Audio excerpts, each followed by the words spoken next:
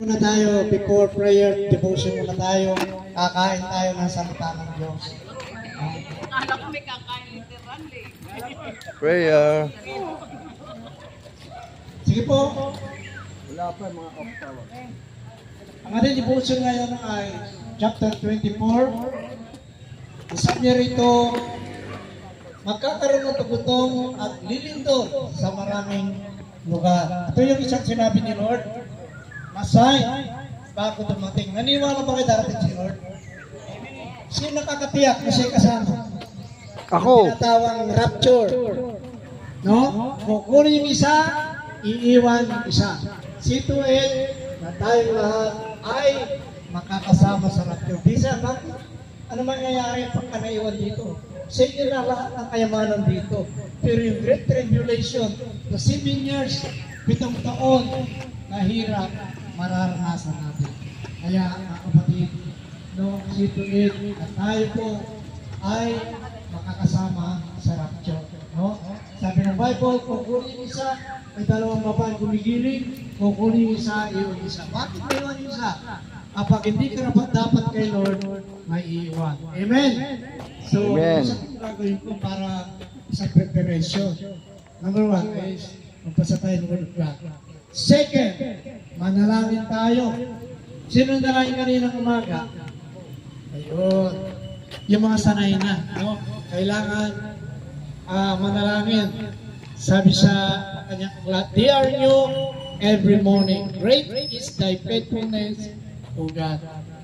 Third ay, tumalo sa fellowship. Kaya mga kabayan, mamaya may fellowship ang moments. Inimbitan ko kayo po. Punta kayo sa 6:30, mag-dinner muna tayo. Fellowship. May time sa Zumba, may time sa Samba. Amen? Sige po, awit muna tayo bago tayo manalangin kay Lord. Yan po ang devotion natin. Ipinangalan ni Lord sa atin na patuloy tayo. Jesus. I love you, Lord. Yes, God. For your mercy never fails me. All my days I've been held in your hand. From the moment that I wake till I lay my head, oh, I will sing of the goodness of God. All my life you have been faithful. Yes, Lord, thank you, Lord. All my life you have been so good. With every breath that I am able, oh, I will sing of the goodness of God. I love your voice. You have led me through the fire. In darkness night, you are close like no other. I've known you as a father. I've known you as a friend. And I have lived in the goodness of God. All together, worship God.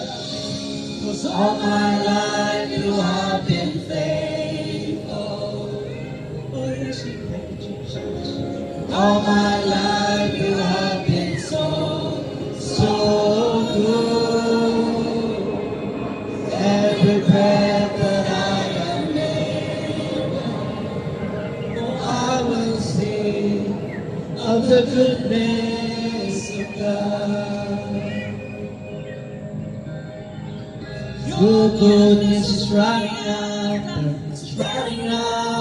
me. Your goodness is running after me. With my life laid out, I surrender now. I give you everything. Your goodness is running after me. Your goodness is running after me.